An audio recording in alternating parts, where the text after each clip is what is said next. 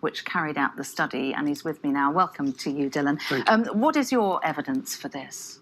Well, first, thank you for inviting me. InfluenceMap is a philanthropically funded think tank, and our main strand of work is to unpick climate lobbying on behalf of investors around the world. And we embarked on this study of the 5 oil majors to unpick what they've been lobbying on and what they've been branding on, because they're connected, since that landmark agreement on climate. And we found that they've spent over $1 billion on that. And we find that it's quite a misleading set of campaigns for 2 reasons. Firstly, that it's their apparent current support on climate, which you may have been hearing about, is disconnected from their lobbying against the regulations. And secondly, a landmark science report came out at the end of last year, which really demanded more ambition on climate and urged strong policy interventions implying limitations on fossil fuel usage, and their branding does not cover any of this stuff. So somewhat misleading. We put some of your findings to some of the big oil companies. We had a response from BP, and they told us this.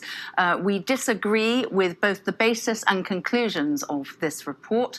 BP's position on climate change and the energy transition is public, clear and consistent.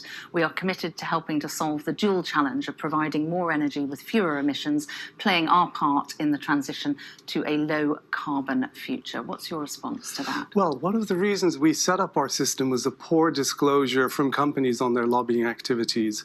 And we base our methodology on a UN protocol issued in 2014, and we base it on rigorous systematic examination of disclosures under various contexts. So while they're saying it's very transparent and clear what they're doing, you're saying that there are other activities going on where they're lobbying governments and policymakers which are not so transparent. Is that what you're saying? Yes, and I would say in particular the activities of external lobby groups like trade associations, and we determine there's a big network of oil and gas trade associations around the world who are really lobbying with positions that are counter to a lot of the top-line statements of the oil companies.